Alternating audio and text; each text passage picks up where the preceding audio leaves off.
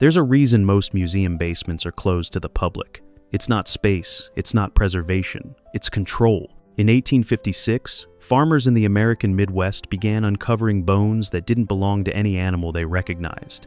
They weren't small anomalies, they were massive.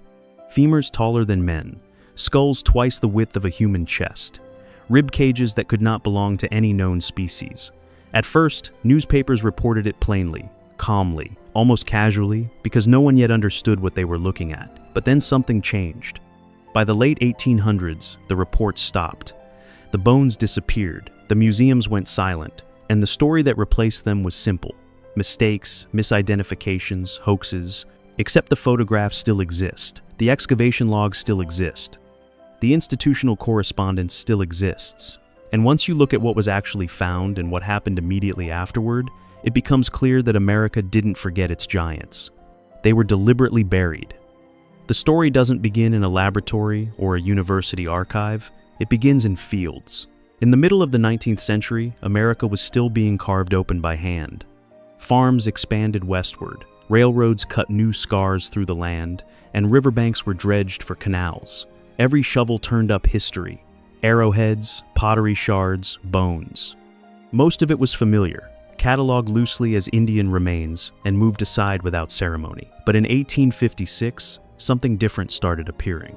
Farmers in the Midwest began uncovering skeletons that stopped work cold, not because they were rare human bones were common, but because these bones did not fit the human frame anyone recognized. Thigh bones longer than a man's entire leg, skulls so large they required 2 hands to lift, rib cages that suggested chests broader and deeper than any living person could possess. At first, no one thought in terms of mystery or suppression. Why would they? This was an era that still believed the land held secrets waiting to be found. When local newspapers reported the discoveries, they did so plainly. Measurements were printed, locations were listed, witnesses were named.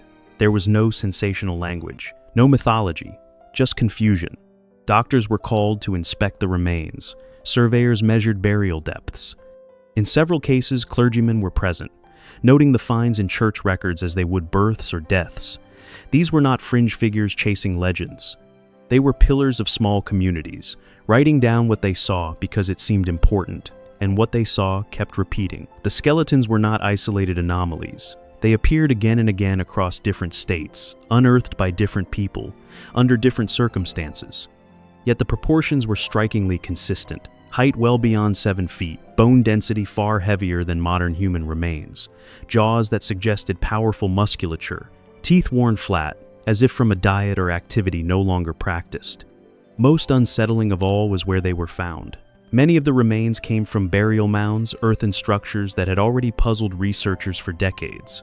These mounds were not random piles of dirt. They were engineered, carefully layered. Some aligned with solstices, others arranged in geometric patterns visible only from above.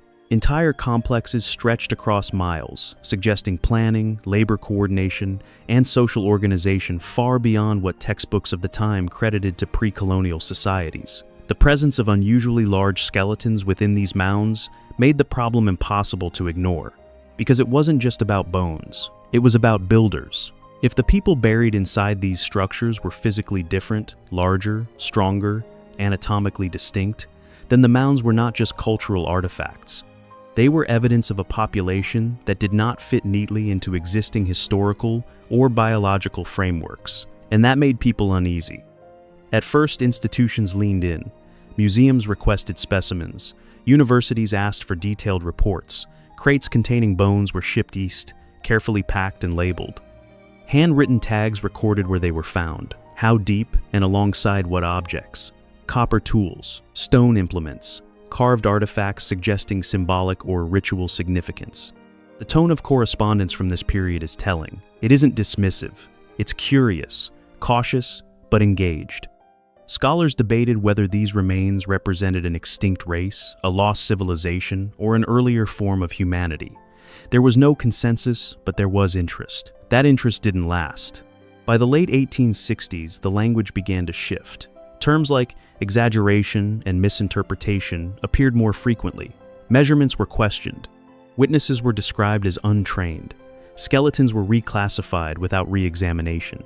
Bones that had once been carefully labeled were suddenly grouped into generic collections. Public reporting slowed. By the 1870s, newspaper articles that once described discoveries in detail now summarized them vaguely or not at all.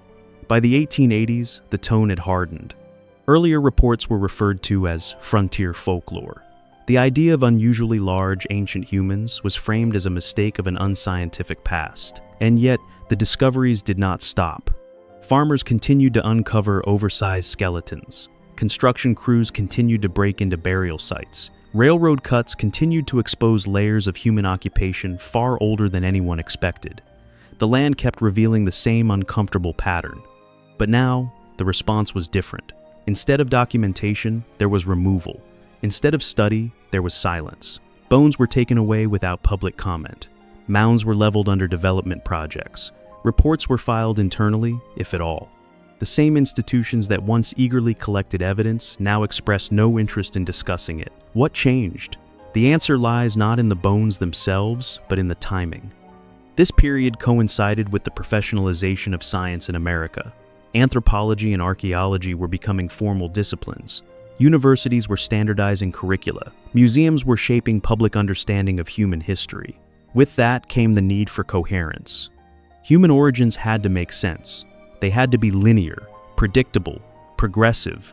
There was no place in that framework for a population that appeared to predate known societies while exceeding modern humans in size and strength. No place for builders capable of organizing massive earthworks without written language. No place for skeletons that hinted at diversity within humanity that could not be easily explained. So the problem was simplified. The mounds were attributed to known indigenous cultures, but stripped of implications of advanced engineering. The skeletons were declared normal humans distorted by time, soil pressure, or observer error. Anything that didn't fit was labeled unreliable, and crucially, this narrative was repeated until it became fact. Later generations of researchers inherited a clean story. No giants, no anomalies, no unresolved questions. The earlier confusion was framed as the growing pains of a young science, corrected by modern understanding. But that story only works if you ignore what was actually found. Because the original reports were not vague, they were not careless, they were precise, and the physical evidence did not vanish because it was disproven. It vanished because it was inconvenient. This isn't a claim of conspiracy in the dramatic sense. There were no secret meetings, no single decision to erase the past. What happened was quieter. Funding followed safe conclusions. Careers advanced by reinforcing accepted models. Collections were reorganized. Labels were changed. Questions were discouraged. And slowly, a line was drawn around what could be discussed. Outside that line, discoveries still occurred. Inside it, they no longer existed. By the turn of the 20th century, the idea that America's ancient landscape once held people physically different from modern humans was treated as absurd. The bones, if mentioned at all, were explained away before being examined. The mounds were studied without reference to the bodies inside them. History moved forward lighter, simpler, less troubling, but the earth did not forget. Every time a foundation is dug, every time a riverbank collapses, every time an old mound is disturbed, the same question waits beneath the soil. Not whether the giants existed, but why? After they were found so many times, we stopped talking about them at all. By the time the giant skeletons began appearing regularly, America already had a problem it didn't know how to solve. The problem was the mounds. Long before railroads and farms reshaped the continent, thousands of earthen structures dotted the landscape. Some were small and conical, others were vast, terraced platforms stretching hundreds of feet across. Still others formed precise geometric shapes, circles, squares, octagons, connected by raised roadways visible only from above. Entire river valleys were organized around them. Early settlers didn't build them. Colonial records didn't mention them. Indigenous communities living nearby often said they had not made them. This created a contradiction that 19th century historians struggled to resolve. The dominant narrative of the time described indigenous societies as primarily nomadic, with limited architecture and simple tools. But the mounds suggested long-term planning, large labor forces, and sophisticated surveying. Some were aligned to solstices and equinoxes. Others incorporated complex drainage systems. Layers of soil showed careful engineering rather than random piling. Someone had designed these structures, someone had maintained them, and someone had buried their dead inside them. When the oversized skeletons began appearing within these mounds, the implications became uncomfortable very quickly, because now the question wasn't just who built the mounds, but what kind of people they were. The remains did not resemble the skeletons of historically documented Native American populations. They were consistently larger, heavier, and built for strength rather than endurance. The joint surfaces were thick, the muscle attachment points pronounced. These were bodies adapted for a different way of living. In several excavations, archaeologists noted that the skeletons were laid out with care. They were not dumped, they were positioned, accompanied by grave goods, tools, decorative items. In some cases, red ochre was used, a burial practice associated with deep antiquity and ritual significance. This was not the burial of enemies, this was reverence. The idea that an unknown population once dominated the interior of North America posed a serious problem, not just scientifically, but politically. If the mounds were built by a lost civilization, it raised questions about land ownership, ancestry, and historical legitimacy. If they were built by indigenous cultures far more advanced than acknowledged, it undermined the justification for conquest and displacement. Either way, the past became inconvenient, so a solution was proposed.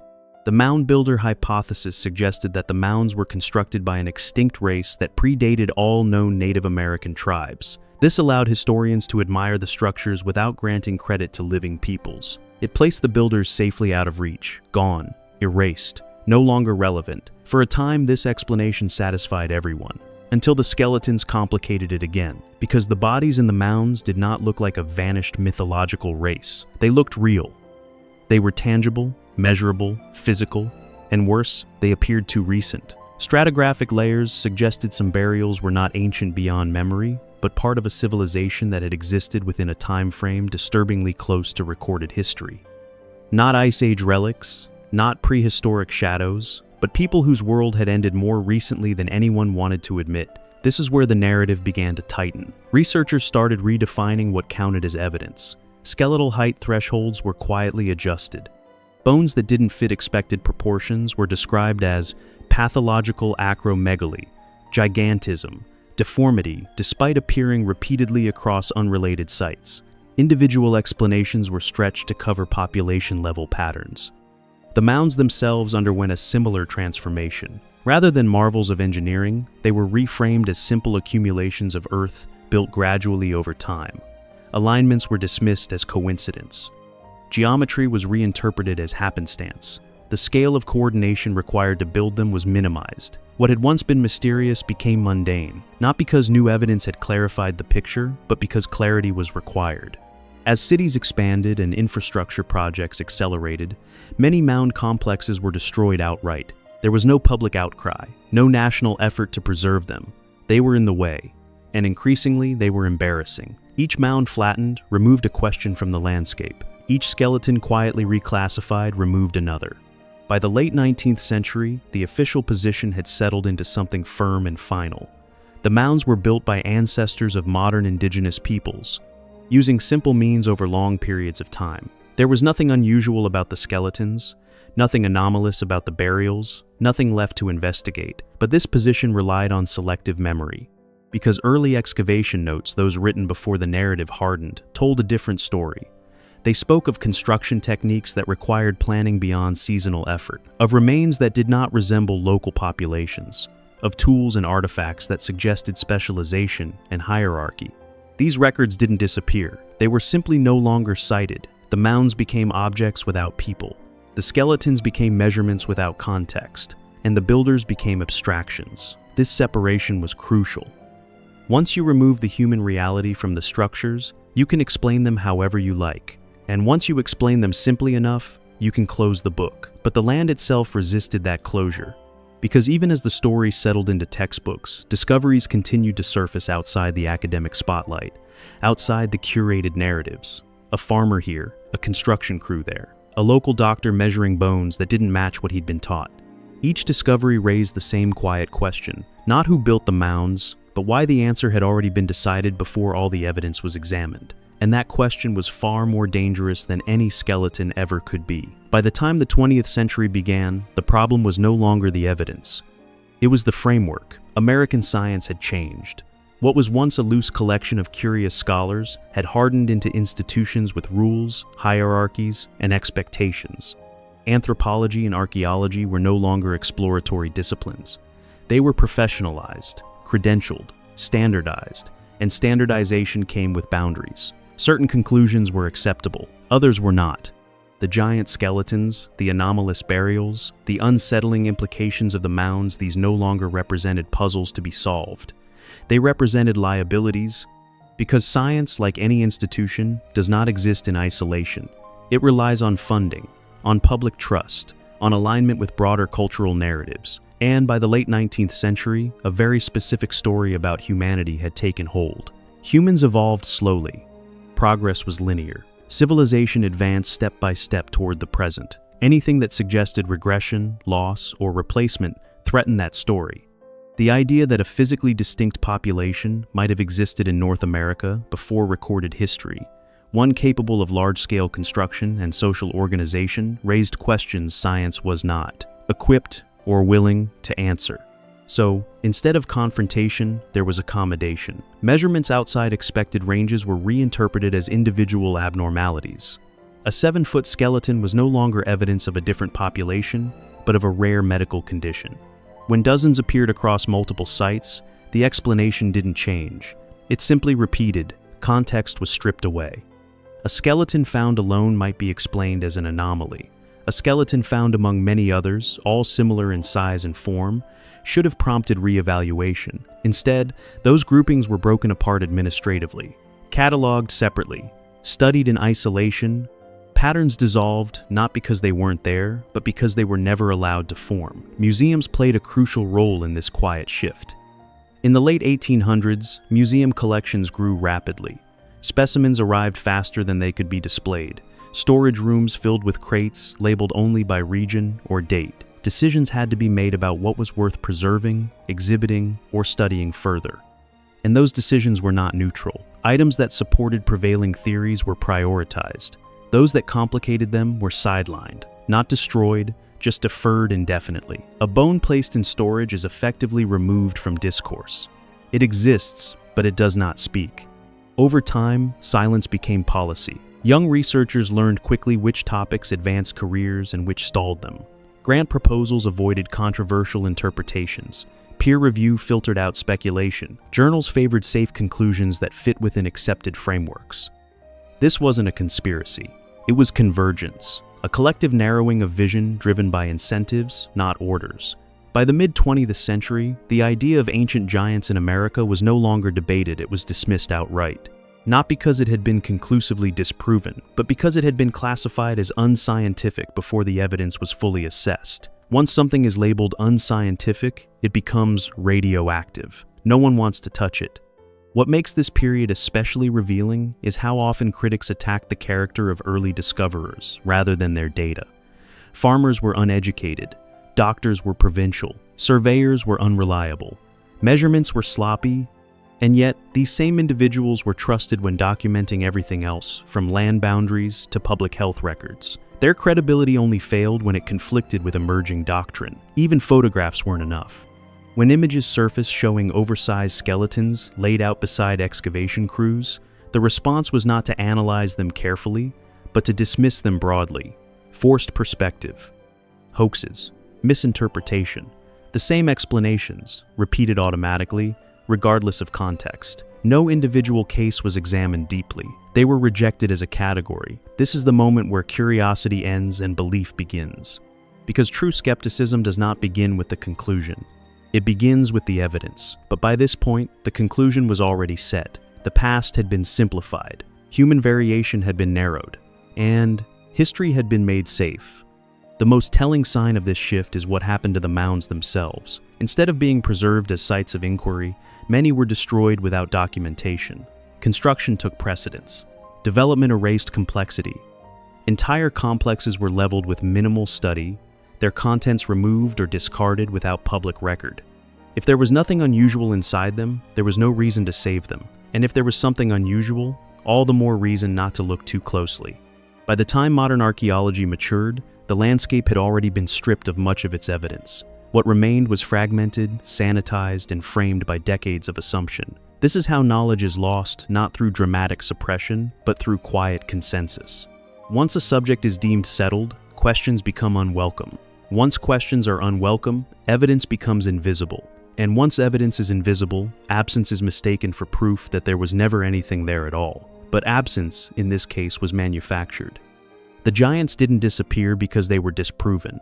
They disappeared because science decided it knew the answer before it finished asking the question. And when science stops asking questions, it stops being a tool for discovery. It becomes a tool for maintenance, maintaining narratives, maintaining boundaries, maintaining the illusion that the past is fully understood, which is exactly what the giant skeletons and the mounds they were buried in refused to allow. They weren't just bones. They were reminders that history is far less settled than we pretend, and that sometimes the most important discoveries are the ones we choose not to see. Despite the silence, not everything was erased. Some evidence slipped through, not because it was allowed to survive, but because it was never considered important enough to destroy. Photographs are the most unsettling example. Taken in the late 19th and early 20th centuries, they show excavation sites frozen in time. Work crews stand in dirt pits beside skeletons laid out carefully on the ground. The scale is unmistakable. Shovels lean against femurs that reach chest height. Skulls rest near boots, dwarfing them. These are not artistic compositions or sensational displays. They are work photos documentation, not performance. What makes them disturbing isn't just what they show. It's how ordinary everyone in the frame looks. No one appears shocked. No one is posing dramatically. The men in the photographs stand casually, as if they are recording something unusual but real, something worth noting, but not yet controversial. This matters, because hoaxes thrive on attention. These images were never meant for mass audiences. Many were found decades later in private collections, mislabeled archives, or forgotten drawers. If they were fake in the least efficient way possible. Alongside the photographs are excavation logs, handwritten notes describing depths, soil layers, and skeletal measurements. Some are precise to the inch. Others include sketches, names, dates, weather conditions. These weren't produced by storytellers. They were produced by people doing routine documentation before they knew the documentation would become problematic. There are also newspaper clippings, hundreds of them published before skepticism became policy. They appear in local papers, agricultural journals, even early scientific bulletins. They don't argue, they report, and they report the same thing, again and again. Unusually large human remains uncovered during ordinary work. What's striking is how abruptly this trail ends. The photos stop appearing, the articles fade away, the logs become harder to find, not gradually, but sharply within a generation. It's as if a curtain dropped, separating one era of open curiosity from another of quiet dismissal. When modern critics encounter this material, they often respond the same way. They reject it all at once. Every photograph is labeled a hoax. Every measurement is called unreliable. Every witness is deemed unqualified. But that response reveals more than it resolves. Because skepticism, applied honestly, examines cases individually. It asks how, where, and by whom something was created. What it doesn't do is dismiss an entire category of evidence without inspection. That kind of dismissal isn't analysis, it's avoidance.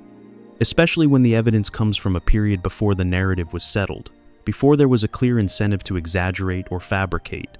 These records exist in a narrow window of time when people were still reporting what they saw without knowing it would one day be controversial. That window matters. It shows us what the past looked like before it was cleaned up. And what emerges from that window isn't a single dramatic revelation, but something quieter and more troubling. A pattern of evidence that was once visible, briefly acknowledged, and then slowly pushed out of sight, not destroyed, not disproven, just made irrelevant, which is often far more effective, because evidence that is ignored doesn't provoke debate. It simply waits unchallenged, unanswered, and inconvenient for someone willing to look at it again. By the time you reach the end of this trail, the question is no longer whether America once unearthed giants. The question is why their disappearance from history feels so deliberate. Because nothing about the process looks accidental. Discoveries didn't fade away naturally as better science emerged. They were present, documented, debated, and then quietly removed from relevance. The transition was not from ignorance to knowledge, but from curiosity to certainty without resolution. And certainty is dangerous when it arrives too early. What the giant skeletons represented was not just a biological anomaly, They threatened a deeper assumption, that history moves forward cleanly, that civilizations build on one another without interruption, and that modern humanity is the inevitable result of steady progress. Giants complicate that story. They imply diversity that no longer exists, capabilities that vanished, builders whose works outlasted their names. If such people existed, then disappearance becomes part of the human story, not just evolution. And disappearance raises uncomfortable questions. Were they absorbed? Were they displaced? Or were they lost through collapse, disease, or conflict? Those questions are far harder to manage than bones in the ground, so history chose a safer path. It simplified. The mounds became cultural artifacts without challenging implications. The skeletons became measurement errors. The photographs became curiosities. The witnesses became unreliable. Over time, repetition hardened explanation into truth. And once something is taught long enough, it no longer needs defending. What remains now is not proof of giants, but proof of omission. Entire chapters reduced to footnotes, physical evidence treated as embarrassment rather than inquiry, a past trimmed until it fits comfortably inside textbooks. This isn't unique to America. Every civilization edits its origin story. Every culture decides which ruins are heritage and which are inconvenient. The difference here is how briefly the truth was visible, how openly it was recorded before it was set aside. The Earth didn't hide these remains. We did. And that choice still echoes, because when we decide certain questions are off limits, we don't just lose answers, we lose the ability to ask. Curiosity shrinks, possibility narrows. History becomes less an investigation and more a performance, repeating what it already believes. The giants, whether they were a distinct people or a misunderstood chapter of humanity, stand as a symbol of that loss, not proof of myth, proof of forgetting. They remind us that the past is not finished speaking just because we stopped listening. That beneath our cities, our farms, our foundations, there are still stories waiting, stories that don't fit neatly, that resist simplification, that demand patience instead of certainty. And perhaps that is the real reason they were buried, not because they were too unbelievable, but because they asked a question history wasn't ready to answer. What if we are not the beginning? What if we are not the peak? What if we are rebuilding again on the remains of something we no longer remember? The bones may be gone, the mounds may be leveled, but the question remains. And once it's asked, it doesn't stay buried for long. Thank you for watching this video. Click here to watch another video that might interest you.